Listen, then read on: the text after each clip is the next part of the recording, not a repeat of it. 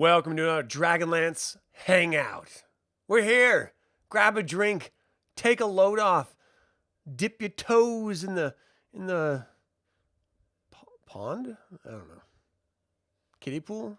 I don't know. What's it like that soaking bath, like a salt bath? An Ipsum salt bath? Put your feet up. Relax. How you doing? It's Kieranor, Deep Cult the Fourth. My name is Adam, and today I'm going to be discussing nostalgia versus reinvention in Dragonlance. I would like to take a moment, of course, and thank the DL Saga YouTube members and Patreon patrons, and invite you to consider becoming a member or patron. You can even pick up Dragonlance Media or get $10 by signing up to start playing .games using my affiliate links in the description below. All right, before I get into today's topic, hey Soulforge, how you doing, man? Before I get into the topic, I want to remind you, putting together an anthology, a DL Saga anthology. Hey, Tasomo, you shall have dos drinks, eh? Cool. Thanks for tuning in. So this anthology is going to be consisting of fan short stories. You can submit your short story. You have until March 1st, where I'm going to start picking and choosing which stories are going to be getting into it. It's got to be under 8,000 words, and it's got to be good. Those are pretty much the only stipulations. There's actually a lot more. You can check out my website, dlsaga.com/contributors, to find out all of the details. And if you wanted to submit a request for space, that is where you would put that in there. I have to mention this all the time because every time I mention it, someone else shoots me an email saying, hey, I just heard about this. So I just feel like I have to be a broken record. So it's a thing.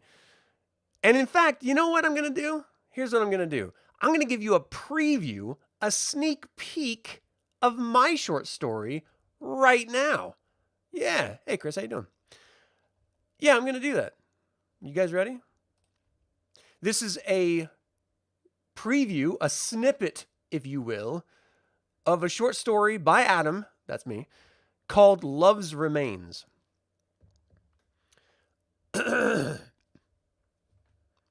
Darian and Cassian fell in line as the Ina formed up and began marching out. The Skatas were assigned to scout ahead and clear the way for the knights. With the frozen and freezing snow knee-high at this point, their job was understandably not completed. The few clerics who were assigned to the Ina were hard at work protecting the entire squadron from the elements as they made their way down the mountain. An hour into the day's trek, they made first contact. Bears do not generally confront an entire Ina, even if starved, but this mother grizzly and her two cubs were not in a state to be mindful. They had been turned, and they were hungry. They attacked the end of the line. Darian heard the deafening roar, as did everyone else. But he was the first to react. The beast charged and lunged at one of the clerics. Lance, Darian believed. By the time Darian broke ranks and ran to the rear of the line, the cleric was face down in the snow, painting the freezing white snow red with his warm blood.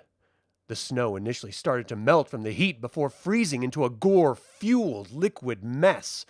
Breathing heavily, Darian unsheathed his two-handed sword, a gift from the Order, and called to the other knights to form a perimeter and drag the corpse behind them. Cassian wasn't far behind when the bear took a swipe with its mighty paws, striking Darian across his armored cheek, which protected him from the blood and gore-filled claws, but the sheer force of it threw him to the ground. As the bear began to leap forward, Cassian stepped over Darian and placed his shield in the way, digging his feet into the snow and leaning forward into the shield with his full weight. Whatever Cassian believed the tactic would do, it didn't, as the bear clenched its terrible jaws on the edge of the shield and threw it to the side, Cassian with it. Darian shook his head to get the snow out of his eyes and tried to pull his sword up between himself and the undead bear, but it landed heavily on his chest, twisting the straps and pinning him into the snow as its fetid breath consumed his world. Darian, certain that this was his end, Darien was certain that this was his end, but his fellow knights reacted with skill, striking with spears, swords, and picks. The bear's attention was driven away from Darien as Cassian got back up, unsheathed his sword, and buried it into the monster's back. Growls shook the mountain as the bear reared back onto its 2 feet. He stood 12 feet high if an inch, looming over everyone present. His cubs were rushing other knights in the distance, but they were faring infinitely better than Darien and his company. Darien finally got to his feet, intending to bury his blade into the undead bear's chest, but it moved its hand to bat away his sword, and instead the massive paw fell to the earth with another deep roar. All right, and that's all I'll give you. Just a little taste, a little smidgen. Hopefully it's okay. Reading it out loud, I actually get some indication of pacing and, I don't know, just phrasing and stuff that still needs some attention. But that's one little encounter near the beginning of the short story that just sort of sets up the whole idea of not just the tightness of the Ina itself, the squad, but also the idea that they're facing things that are unnatural. You know, monsters that are beyond monstrous. Literally the undead in this case. So anyway, a little bit of action to start us off. So submit your short stories to info@dlsaga.com or put your intent to submit, citing the form on dlsaga.com/contributors. All right, so let's get into what today's topic is in our hangout, our kick-ass little hangout here. Nostalgia versus reinvention. All right, but before we do, I'm going to put up a poll. I want to know your guys' thoughts here. What should guide Dragonlance's future most? Preserving the classic lore or reinventing it for new players?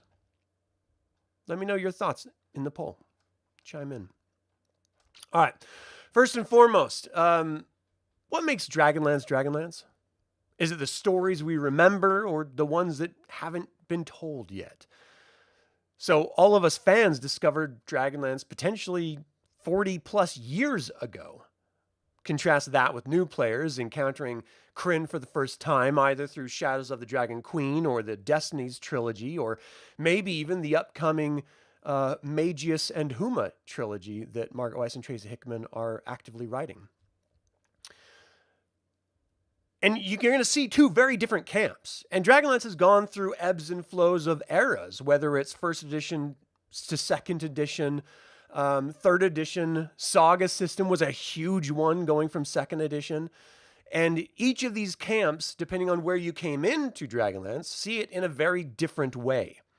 The lore is either hype contained into 2 trilogies of Chronicles and Legends, or it expands out from that, including Dragons of Summer Flame. And then even further from that, the Age of Mortals. And from there, the War of Souls. And each individual, as they come into Dragonlance, will get a different taste, a different flavor, and have a very drastically different perspective of what it is. In second edition, they led with Taladas, an entirely different continent than Ansalon. And not many people enjoyed it because it was so drastically different. There was nearly nothing similar to the Dragonlance that everyone knew from first edition.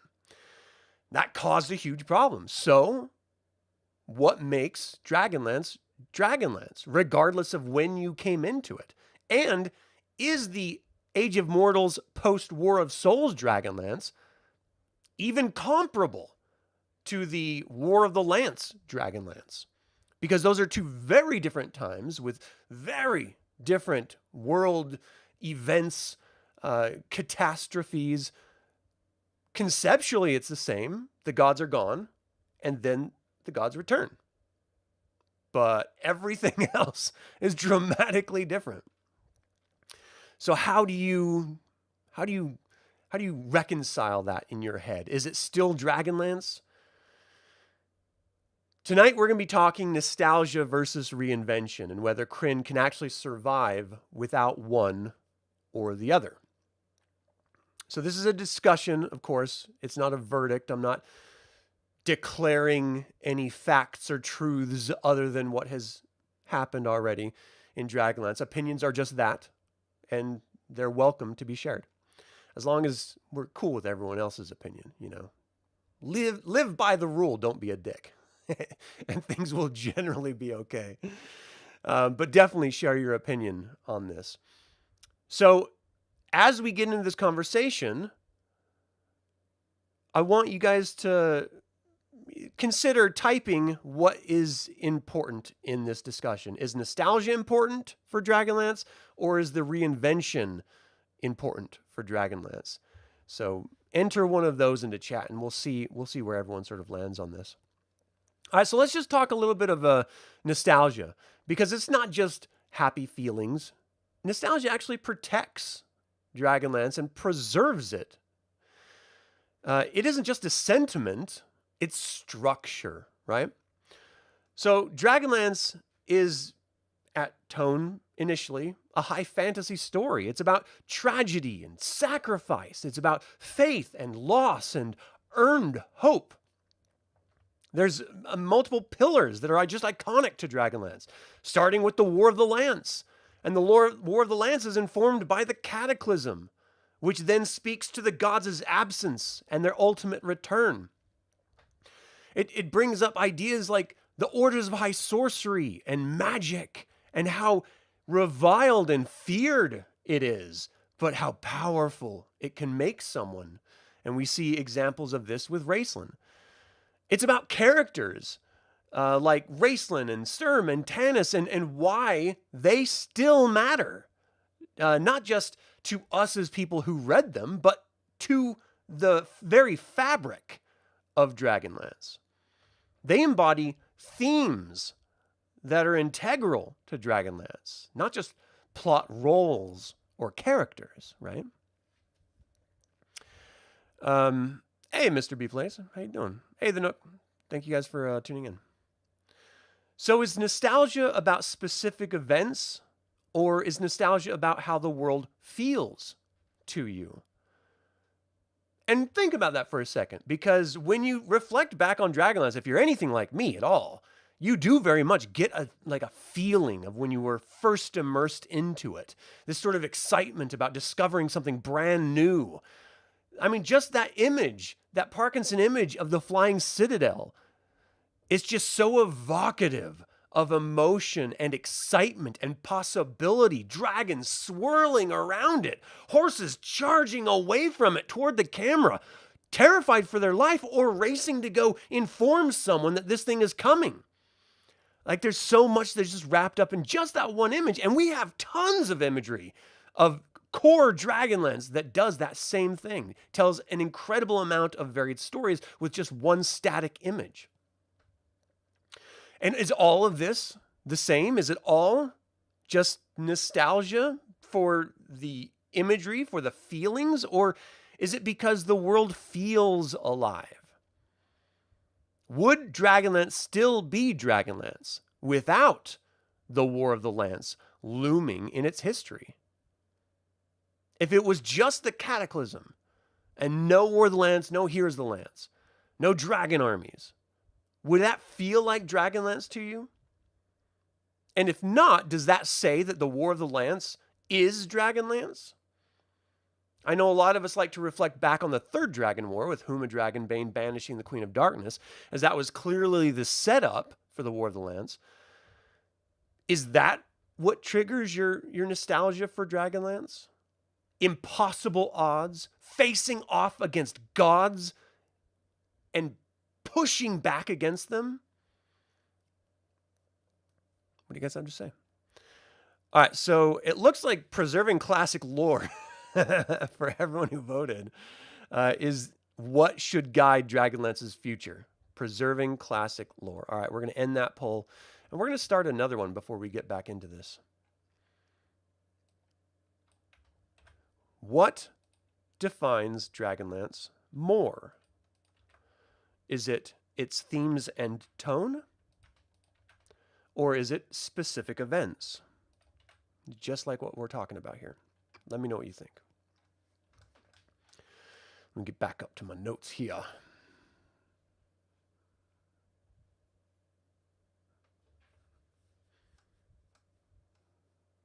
Wow, did I just skip over a lot of stuff, or I'm just like riffing? Um,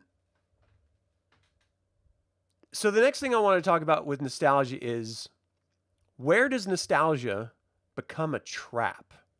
So we want to preserve it. By and large, people watching want to preserve it for its classic value for whatever reason, whether that's nostalgia or just lore.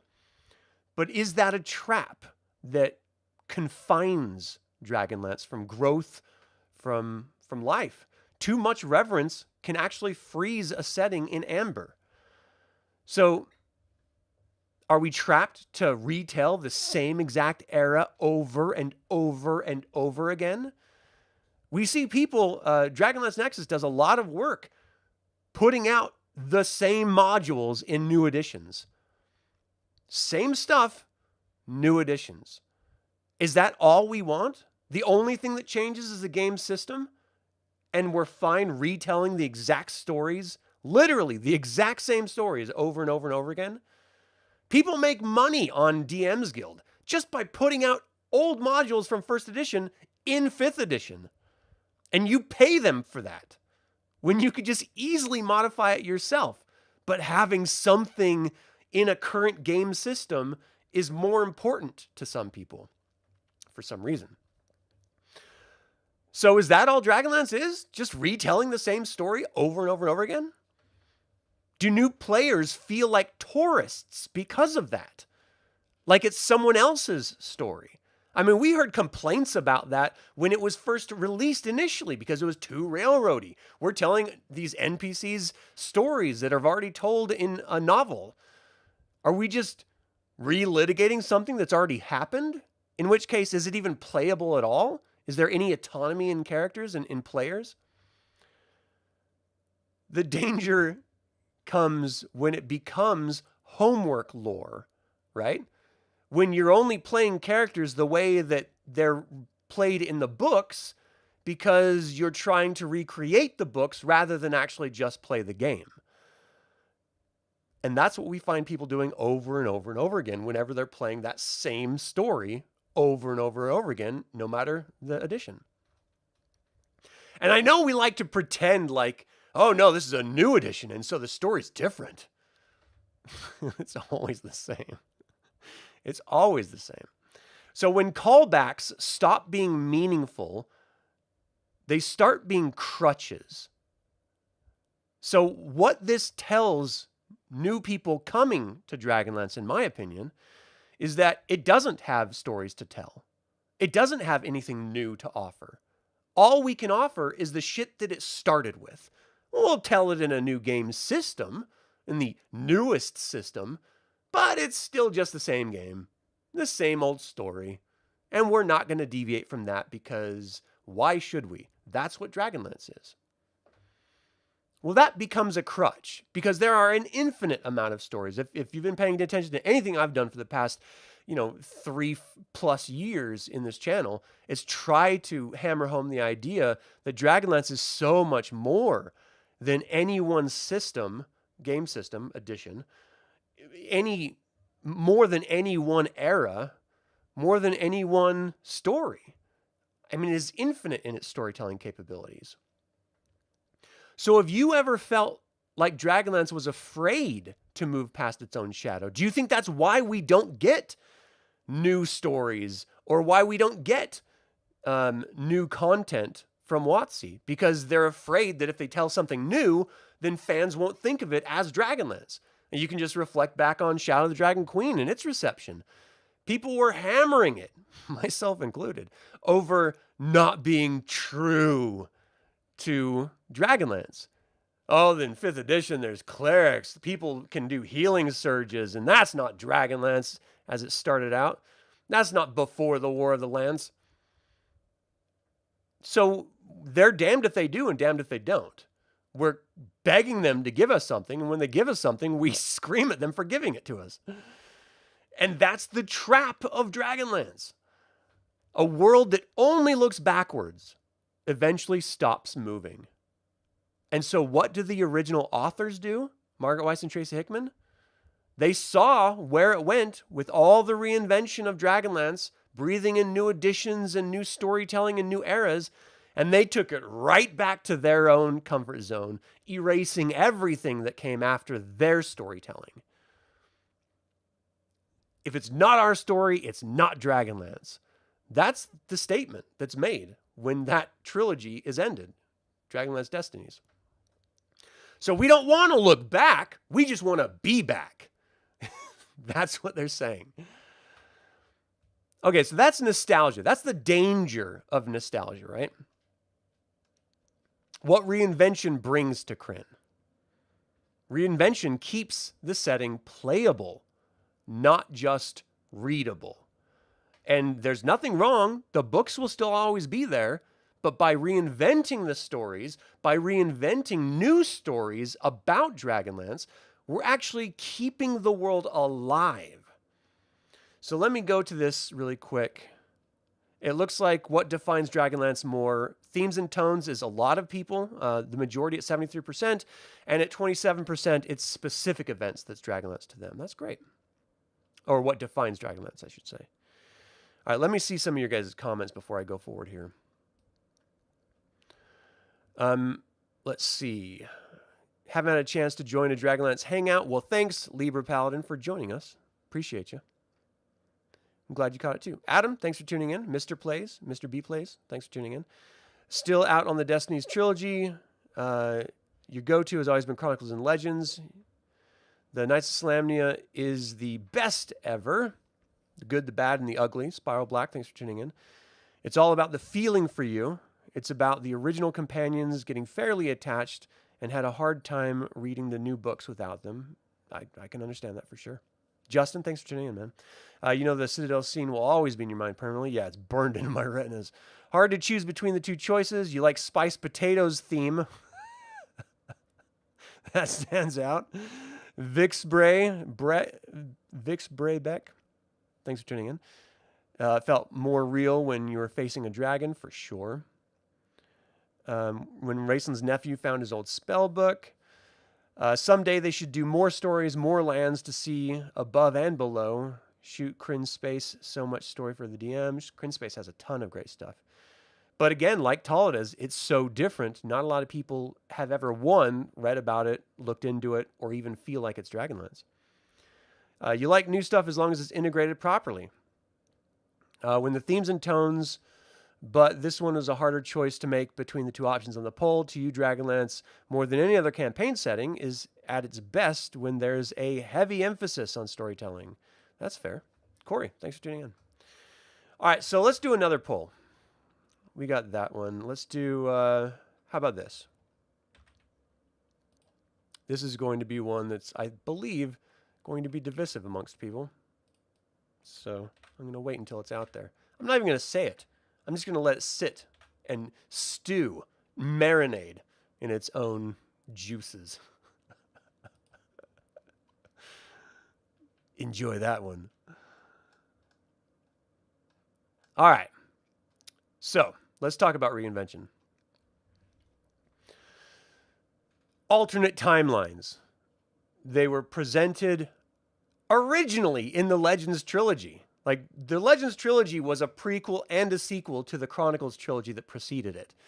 And it presented the idea of an alternate timeline. One that was pretty dramatic. And then we got the War of Souls, which offered another alternate timeline. And then we got the Destinies trilogy, which offers another alternate timeline. And third edition came out before and between some of those, where it offered a handful of different timelines, fan-made timelines. And so you have to ask, what is Dragonlance but a series of alternate timelines? If the main authors, Margaret Weiss and Tracy Hickman, and I don't think anyone can really disagree that they are the main Dragonlance authors, even though they've written the least amount of Dragonlance. If they're the main authors, then they're the ones that set up the initial deviant alternate timeline with Hourglass in the Sky. They set up the next alternate timeline, which is without the Summer of Chaos, or I'm sorry, without Chaos dealing with the world at all. And Tasselhoff goes to that initially after the fallout of Chaos, and then he comes through and ends up in the War of Souls timeline. And then there's the other timeline with the Destinies trilogy where that has yet to happen, and it can't happen because the Grey Gem's in like a black hole somewhere in space. So it can never come out, and Chaos can't ever come out or anything. So they've created 4 different timelines. 3 of them are alternate timelines. And they were the first ones to do that, so they're the ones that created this whole messy idea about timelines in the first place. And does that then define Dragonlance, that there is no single timeline? It's all just a bunch of splits? And then how can you then reflect on Dragonlance in any semblance of, no, this is what canon is, when even the authors are giving us drastically different timelines? The game systems themselves, the game modules, the original modules, had multiple different degrees of splits on what would happen and how the War of Lance could and would end. All by chance and all random, and some of it's player choice. But the ending is wildly different, which creates a whole different version of the world based on that ending. And so the game modules create multiple different versions of timelines as well. So it's not like there's ever been like a single timeline. We pretend there is because that's the prime narrative that the books flow in until Destinies, but the games disagree with that entirely. So then part of Reinvention is updating the themes for modern tables. And this is where people are going to just check out entirely. And I can't necessarily blame them. The idea of updating Dragonlance for a modern lens speaks to the idea that the era in which it was written was one modern era. Then the next decade could potentially be a different modern era, different sensibilities, different views of the world. Then the next decade era is a different modern era with different sensibilities and different views of the world. Then the next one that we're in right now is a different modern era with different sensibilities and different views of the world. If we are expected to update everything through a modern lens, well, that in itself is an alternate timeline, because that's going to shift and change in the next modern lens take, whatever the cultural norm is of that time. It is, in fact, by definition, impermanent. And so it could be seen as its own alternate timeline, the modern lens, because it's a moving target. If we can wrap our minds around that, then we are in a constant state of reinvention for Dragonlance to cater it to the newest modern lens. And we can do this through editions if we want, because each edition is speaking to a modern gamer lens. And all of them have different sensibilities. The vernacular of the game changes, especially in the most recent updates. Everything ends up changing. The way we even approach the idea of race changes. The game systems themselves, the mechanics change. And so ultimately what that does, by allowing it to adapt and change for the modern table, whatever that is in the next, iteration, is it gives agency to Dragonlance over prophecy of Dragonlance. If everything in Dragonlance has always been an alternate version, and everything in our view of the world and of the game system and the theme setting itself has a different lens to view it by, and a gnat flying right by my face. What the hell? Did you see that? I wish I could freeze frame it, and Nat was just like, how's it going? Oh, I got you, you son of a gun. Yeah! Oh, that Nat probably had a family, and I just murdered it. All right, so if everything is impermanent and everything evolves, then why do we get so upset about it? Why do we get so butthurt? Because here's the reality. All those other editions exist. They're already there still. And if a new supplement comes out that doesn't retread old ground, we can just adapt it to the old version. It's that simple. So I don't see that there's any reason to be up in arms about the idea of reinventing Dragonlance, because we can take what we like and ignore what we don't like. Apply it to whatever edition or version you enjoy personally and move forward from there. So what we should be looking forward to with Dragonlance is giving agency to new players to see Dragonlance the way that they want to enjoy it and see it. Moral complexity instead of clear binaries. Dragonlance, if we're going to be honest, at its core is ones and zeros, good and bad. Neutrality only exists to maintain balance between the two. So it's null and void. It's really just, is good or is bad more powerful in this moment? And that's where the scales need to find their semblance of balance between. That's all it's been. Very simplistic, very stripped down and easy. And that's why you have modern settings like Game of Thrones, for example, which are morally ambiguous at best, so popular. Because people don't like that simplistic, religious, ones and zeros, good and evil mentality. That is not modern views of life at all. Everything is sort of gray in modern views.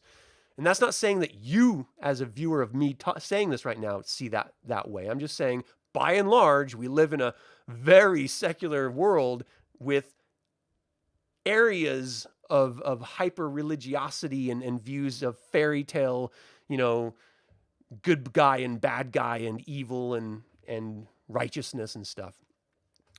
And that's what Dragonlance is. It's very simplistic, but it doesn't have to be. And it shouldn't always be that, because again, we have become much more complex in our views of existence, of life, of relationships, of the world. And shouldn't the setting reflect a little bit of that? We saw a little bit of that with the Legion of Steel. It came through and gave us a very morally gray lens to look through Krynn with. And you could be a good guy, protecting good guys, fighting bad guys in very bad ways, being stealthy and sneaky and assassinating, but it's all for the greater good. Something the Knights of Slamnia would never do until the clandestine circle came around. So it's always this idea of evolving the era of, evolving the campaign setting of Dragonlance to fit a lens that fits with the people that should be introduced and want to play it. And it's the only way that Dragonlance can survive into the future. Because look, I'm getting old. Other Dragonlance fans out there, you guys, you're getting old too. We're not long for this planet. And when we shake loose this mortal coil, who is going to be there to pick up that Dragonlance story, to tell the new Krynn stories? Because if they stick with the way that we love them, they're not going to be interested. It's going to be too difficult. It's going to be too binary. It's going to be too, in some people's view, obscure. Things to think about. So before I go on, let's see what happens here. Should new Dragonlance stories break old canon? 27% say yes, if it's better. 73% say no, canon matters. All right, that's totally fair. Let me look at some of your comments since I've been ranting for a while here. Let's see. You started reading Dragonlance in 97. The companions felt like you were visiting and revisiting old friends. Dark Angel, thanks for tuning in. I think that's great. Scott, thanks for tuning in. You took Shadow Dragon Queen, used it as the adventure, used Tasselhoff Passes of Everything as a source book, and nerfed healing in your campaign. That's awesome. If you want more of a vast open world setting to make your personal sandbox of role playing, you think of settings like Forgotten Realms. If it's a grand cohesive story, it's Dragonlance. Interesting. Let's see. Has anyone read Bertram's Guide to the Age of Mortals? Everyday Life in Krynn. It's comical. Has recipes for extremely hot draconian venison strips. I haven't yet, but I'm getting close to those being the next stories, for my review. Injin Joe, how you doing, man? Alternate paradigm is the word you use because sometimes it's not the timeline, but reality itself. That's a really good way of looking at it. I think that's fair. Has all the seasons, events, and death and such. It's a Bible book for sure. Yeah. Dragonlance 5th edition, can it happen? It has, yeah. You think Game of Thrones interpretation to live action, the writing contained modern narcissism and sentiments like age, like spoiled milk, becomes tropus. I mean, all of that was intentional to George R. R. Martin's world, you know? I mean, he wasn't just trying to recreate a medieval world. He was, you know, crafting his own storytelling.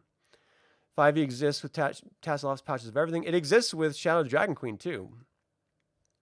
If everyone ever tries to canon out Tasselov's Top Knot, there will be a problem. That's funny. Secondhand market, Liquid Spin. Thanks for tuning in. Secondhand market, looking like Amazon, eBay, used bookstores, stuff like that. Okay, so new stories that don't require knowing the companions is a way of reinventing the setting. And there are adventures out there. There's 2 anthology adventures from the original AD&D DL line, DL 15 and 16, World of Krynn, and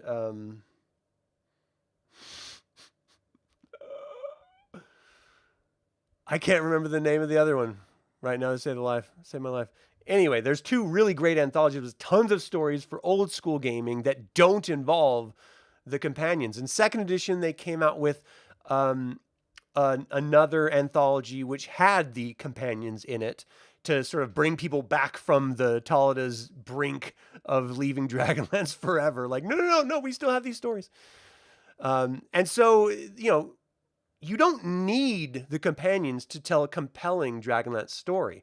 And I would challenge anyone who doesn't think the 5th Age has anything to offer them to read some of those later 5th Age stories, because they're some of the best written Dragonlance stories ever written.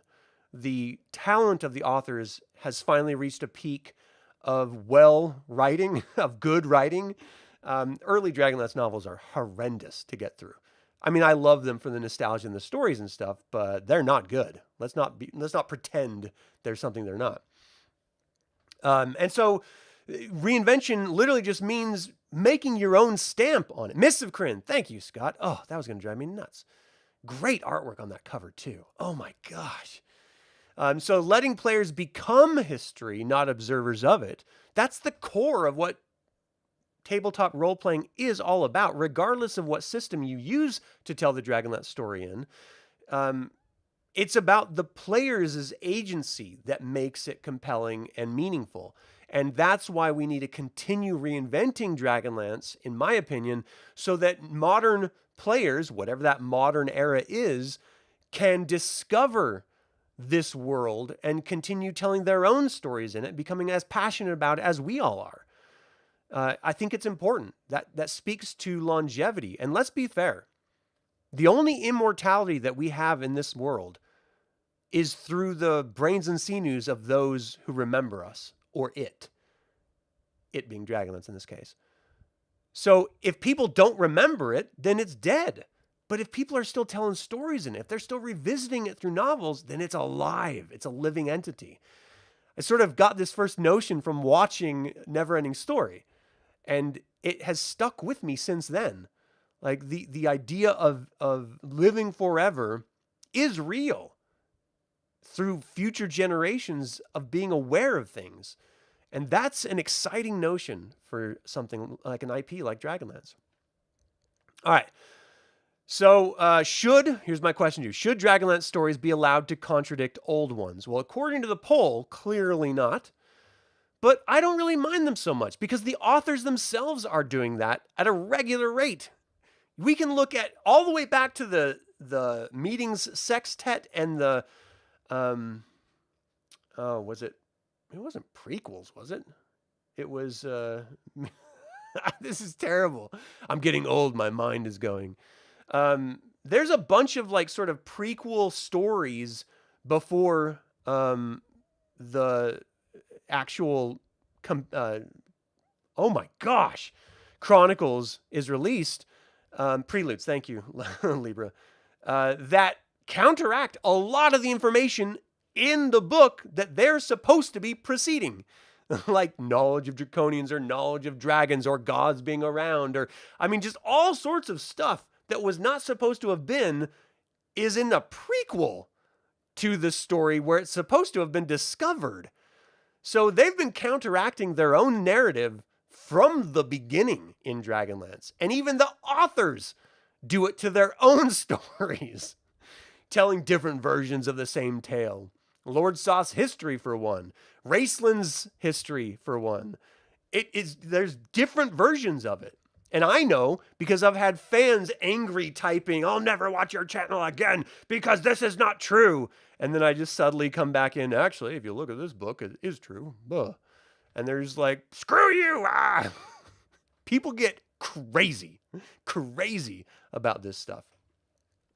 And the authors themselves contradict it. So then what's the problem with future versions contradicting it, like Shadow of the Dragon Queen or whatever the newest edition? Because if you think, and I want to be honest about this, if you think that Margaret Weis and Tracy Hickman having that meeting with Wizards of the Coast, if they put out a gaming product, if you think that it's going to adhere to AD&D's version of Dragonlance, you've lost your marbles. There's no universe. Tracy Hickman, on a interview with the Greyhawk Grognard, just claimed that AD&D was unplayable, which again blows my mind since there's a huge movement of people who desperately love playing it and are keeping it alive, myself included. It is very playable. It's a fun system. It's poorly organized, but it's actually really easy to play. And so if they don't even like that edition, they're not going to go back to it. Their newest trilogy rewrites a lot of this stuff. So they're going to be reinventing it as well. So if that's what they're doing, then why should we be any different? So it ultimately ends in the question, is Krynn a museum where we just have to rehash the same stuff over and over again? Or is it a living world where we can have it change and adapt and evolve? Everyone's going to land on their own place here. And all of those ideas are valid because it's your opinion about a setting. And that is as valid as you can get with anything. It doesn't make it right or wrong. To you, it's right. And that's all that's important. It doesn't matter what anyone else thinks. But it is something that's worth thinking about from time to time, I think. All right, so before we get into my next one, my next little idea here, I want to see what you guys have to say. Also has how dwarf eat for breakfast, how Solace elects the mayor. Oh, wow, that's really detailed. Let's see. As long as you're seeing Raceland and Taz, you're okay with the story. That's fair. Are you saying Sturm and Kidiaria didn't take a ladder to Lunatari? No, they didn't. They took a spaceship. Come on now. You think there's a difference in narratives being altered, tweaked with purpose, and especially if done in a clever way, using time travel, magic, etc., versus the narrative and canon being contradicted because of lack of attention to detail or lack of respect to what came before. That's a very good point. I tend to agree with you. Dragonlance needs one good short movie. Use digital puppets based on the STL scans, the Elmore miniatures. Don't reinvent the wheel when you can make it, but they won't. They're going to reinvent it. Even Maganello said that his version, when he was doing it, was different. It was a version that we'd never seen before, which means it's not the visual version that we're used to. He was going to reinvent it, and everyone was championing him on. Bertram also delivers the intro into the Kenders. Heterotic. Thanks for tuning in. Fully compiled second edition is like 7,000 pages of PDF. Wow. Tracy, way to kick us AD&D people in the nuts. Yeah, for sure. It's a living world to you. It's piggyback on what Engine Joe said. It just needs a decent movie, show, video game to introduce more people to how awesome Dragonlance is. I'm there for it. I'm here for it for sure.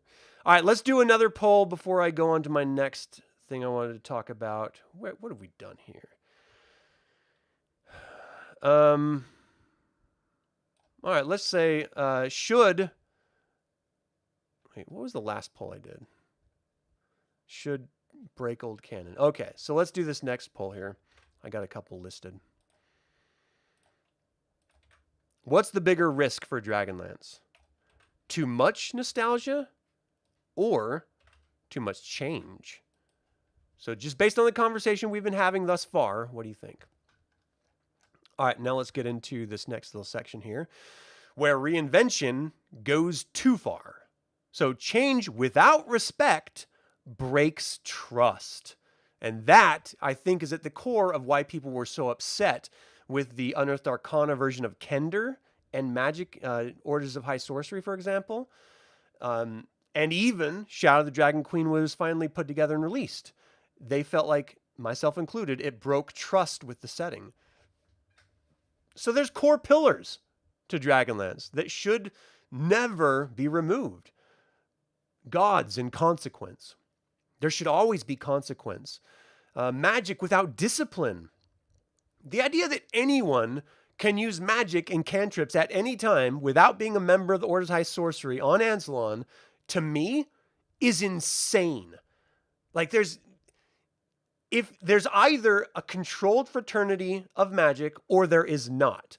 If you start willy-nilly saying, oh no, but the bards don't have to do it, or rogues, once they get higher level and go to Arcane Trickster, they don't have to do it, or this other group doesn't have to do it, sorcerers or warlocks, well then suddenly magic is not a governed property. It is not a protected power. It's that simple.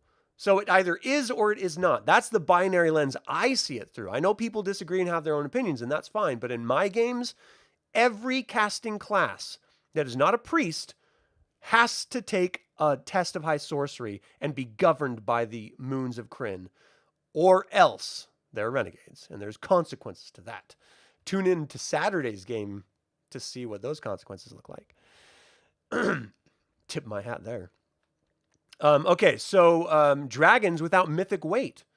When dragons become normalized, when they're just everywhere, that doesn't really feel like Dragonlance to me. And that's kind of funny because the idea of Dragonlance, it's in the name. The idea is that they're literally ridden by High Lords into war. Like they're a huge proponent of it.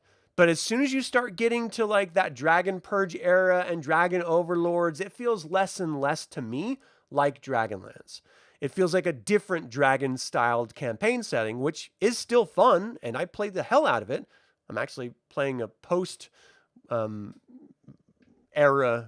game right now with my Tyranny of Dragons campaign of that. But dragons should have meaning and weight. I mean, they were myth when we were first introduced to Dragonlance. They should remain, like if you see a dragon, you should piss yourself if you don't just drop down crying and weeping out of fear. They're supposed to be terrifying beings of myth.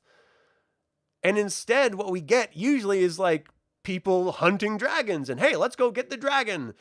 That doesn't feel like Dragonlance to me. That feels like any other prime material world. Like, go play something else. Dragons are supposed to be majestic and feared and mythical.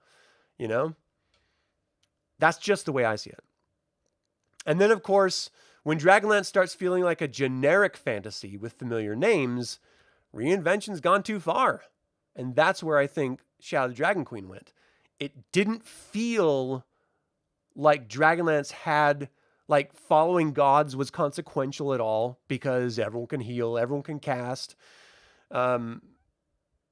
Dragons are just, again, they're just sort of everywhere in the form of dragonelles, even though that, there's still real dragons you have to face. There's tons of draconic, like dragon creatures everywhere in that campaign setting. Or I'm sorry, in that adventure.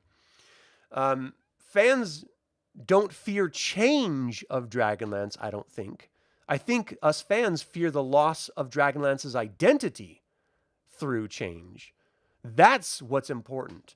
And so whenever it's reinvented, as long as it's keeping some of those core tenets, and those core tenets are going to be different for every fan of Dragonlance, as long as it maintains that integrity, then have fun. Tell different wild variations of stories and do your own thing. And again, you will always, no one cares what you do at your table. Always tell your own version of stories, however you like it, whatever. But if you're going to be putting out a product that says this is a Dragonlance X or Y, well, it should have some universal meaning. Words have meaning. Dragonlance has meaning. And it should tap into that meaning. Otherwise, it's just another generic fantasy setting, and it doesn't mean anything. So, reinvention isn't bad, but forgetting why people cared about it in the first place is. So what's more dangerous, changing too much or changing too little? And that's that balance between nostalgia and reinvention that we're always straddling. We're always trying to find that sweet spot, either as game developers, as writers, as creatives, as artists, as storytellers. We're always trying to find that balance so that it feels like Dragonlance, but it's our version of Dragonlance. You know, it's good stuff. All right, so let's see what people have to say here. Let me scratch my eyeball first. What's the bigger risk for Dragonlance? Too much nostalgia? 15% say yes. Too much change? 85% say yes. That's a lot. All right, we're going to end that poll. I'm going to throw up my last poll, and then I'm going to go with, I'm going to read some of your comments and then go with the very last segment that I wanted to talk about. Thanks for hanging out, guys. I'm having fun with this. I hope you are. This is so stupid. I have to apologize in advance. After this discussion, where do you land? Team nostalgia or team reinvention? Let me know in the poll. Of all the meaningless, stupid polls I could have put out, this might be the most. All right, let's see what you guys are saying here. Let me look at your comments.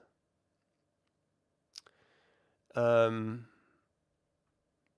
much change. Pardon me. Excuse me. Too much change. We are talking about Dragonlance 40 plus years later for a reason. Straying away from that, and it's no longer the same reason we're all here. And that's an excellent point. We've been doing this for 40 years. Like 42 years. Kender, the bane of all your games. No, don't touch that. Hey, Vic, spray back.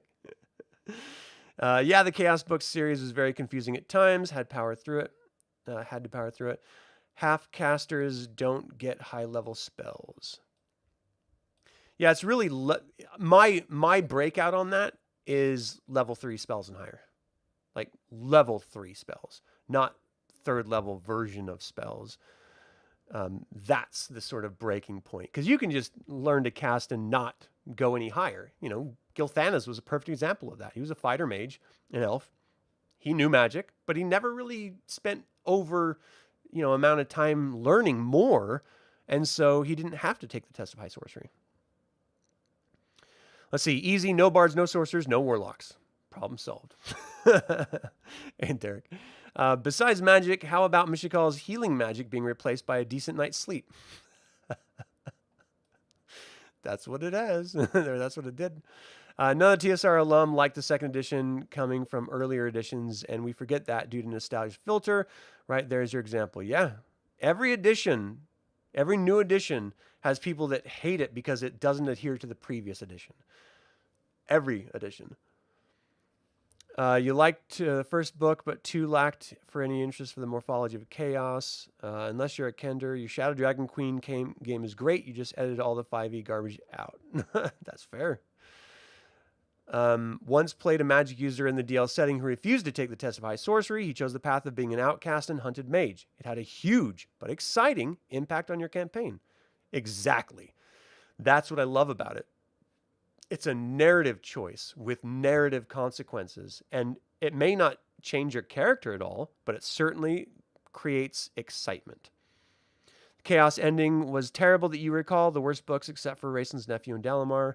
We fear the loss of identity. When Tasselhoff met the Demigorgon, that was a stellar morphemes. Oh yeah, that was like the very first Dragonlance short story ever written in Dragonlance magazine before Dragonlance novels or module was released, I think. Or maybe it was right after the module was released. It's all about Sturm. That's fun. I like Sturm. Hot take. Dalamar owns Raislin. That is a hot take. One that I'm not going to pick up. You're 25, you're introduced to the books, but your father has read his childhood books. You think current generation will love it if it was advertised correctly. I think you're right. I think you're absolutely right. 40 years in the High Claire's Tower. Actually finished the last 3, and you will never accept Destina. That's fair. All right, last segment I want to talk about. The balance point. Dragonlance works best when nostalgia provides roots and reinvention grows branches. So we want to keep the themes, we just want to evolve the content. We want to honor the past without repeating it. Let the legends exist, but don't let them dominate the presence. So you can use history as a pressure point or as a setup, but don't let it shackle your creativity when telling a story, or if you're a player, to shackle your choices. And really, and this is something that I always, whenever I was running one of the DL modules, I've only run 2 of them thus far. I'm going to be running DL3 in the new year. I always tell people, look, own the character. Don't just play the character from the book. If you want to play the character of the book, that's fine, but I want you to feel empowered to make changes and choices on your own. And sometimes players follow the book, and sometimes they don't. And it still makes a very interesting game because not everyone does. And so, and I've played with people who've never read the book, so they don't know anything about it. And so you got people who are adhering to the books and other people who don't know anything about it. And so they're deviating wildly. And it makes for a very interesting game. So here's some talking beats that I'm going to spit out at you. The gods still matter, but mortals choose how faith is manifested. Rather than the gods saying, no, you have to worship me in this way. Now, mortals have a little bit of agency. They say, no. If you want me to worship you, then you're going to have to give me a little leeway here. And I think that's really poignant, especially in the age of mortals when the gods come back. There's no reason why mortals have to worship the gods anymore. They have the power of the heart. They have spiritualism. They don't need the gods. So the gods need to convince you, like, hey, look, I will give you 1 package of Chips Ahoy a week if you follow me.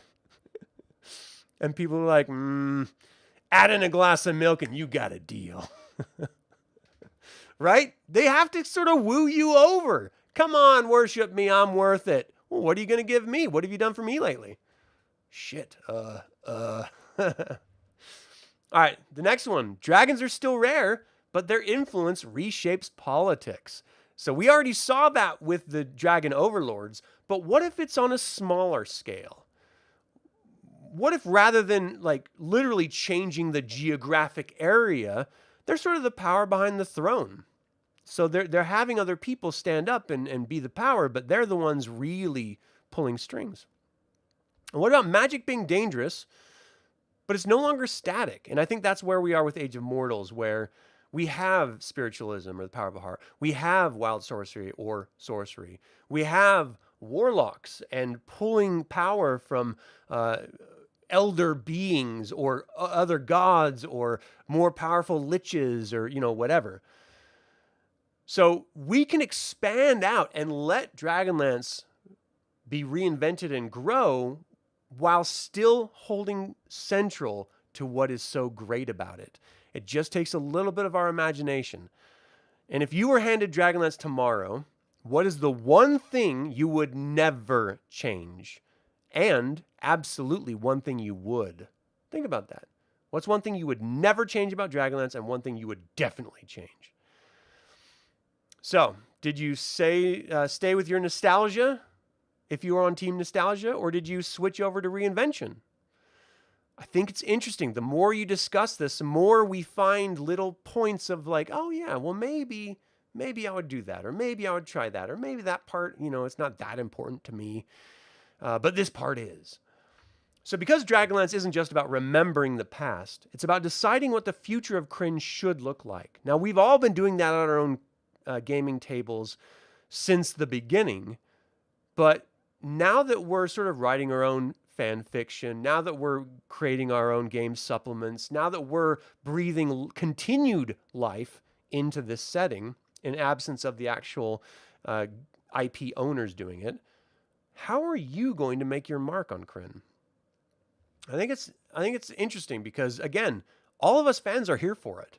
There's always going to be a fan of your version of Dragonlance that you love best. And staying true to how you appreciate something is really, really important, in my opinion. It's probably why I'm not very successful at doing these channels, these YouTube content I do, because I filter it very much through my own lens, and that does not rub everyone the right way. So I just live with that reality. And you should too. Like, we should not cater to other people's sensibilities. Be true to yourself, you know? All right, so let's see here. Team Nostalgia, 54%. We're getting really close. Team Reinvention is 46%. Wow. So we're very much split in the center line here. All right, let's see what you guys have to say here. You had Azrael the dwarf kill off a version of Destina just to bring her back as a Kender for a grieving tassel. That's pretty awesome. You did like the interactions between Magius and Race. Yeah, I did too. I really enjoyed that. Haven't done it yet, but would love to play in a campaign with some members of the Order hunting down renegade magic users. Do these hunters have names? I've never read material reference for them. No, I mean, they're just members of the Orders of High Sorcery. And they have talked about how each order, the white, red, and black robes, deals with renegades. The white tries to draw them in, like, come on, come be on our team. We're awesome. We have all this information that you can leverage. It's gonna be great. And red robes are like, hey, come on, join the team because you have to, because you're supposed to. And the black's like, join or die. I'm distilling it, but that's kind of the vein that they present. But no, they don't have names. But you can make up names, if you want to have like a special order, a special group within the orders that are the hunters, and they train to hunt other magic users. I mean, that would be a very cool campaign. That would be a very cool adventure, I think. Great fan content right there. Let's see. Sort of like a Jedi Inquisitor. Exactly. That would be so dope. Maybe not Reva, but the other ones. Anyone like a Goodberry? Yeah. Would even implore people to steampunk or source opera, the Dragonlance, bump the timeline for a one-off Krynn 1876. That could be interesting. Never get rid of Takesis and Paladine, but tell more stories of the influence of the other gods. Yeah, for sure. I've made Morgian a really powerful influence in my campaign right now. And that's because I just don't think we have enough of him, just to be fair. We got a lot of Chemish with the Mina trilogy. I can't remember what that name of that trilogy was called. But other than that, it's almost always been Takesis. We get a little bit of Sargonas every once in a while, but not a lot. You'd never Raceland and Taz characters, but you would really want a happier redemption for Raceland and maybe see more of Buppu. That'd be interesting. The Draconians are cool, fighting like acid and exploding. Yeah, I totally agree. And then a cool campaign to where you hunt down a renegade, but then are forced to make a tough decision where you find out why they never joined the Order. Dun, dun, dun! Yeah, I like that a lot. You're blinded by their truth until you have to face them. It's a very Vinus Solamnus situation. The Emperor of Aragoth sent Vinus out to quell a rebellion. Vinus went out, found the realities of the rebellion out, and became a rebel himself. So it's very much along the lines of Dragonlance storytelling. So very cool. All right, that is all I have for today. Thank you guys so very much for joining in the conversation, for participating in the polls and the live chat. I really do appreciate it. You guys make this so much fun for me. What do you think of reinventing Dragonlance? Does maintaining the setting for nostalgia's sake doom it to forgetfulness? Feel free to email me at info@dlsaga.com or leave a comment below. I would like to take a moment and remind you to subscribe to the YouTube channel, ring the bell to get notified about upcoming videos, and click the like button. It all goes to help other Dragonlance fans learn about this channel and its content. Thank you to creator patrons Aaron Hardy, developer patron Chris Androu and Sam Ruiz, and all of the YouTube members.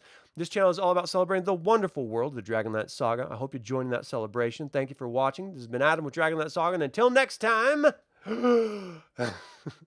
Slanjavar.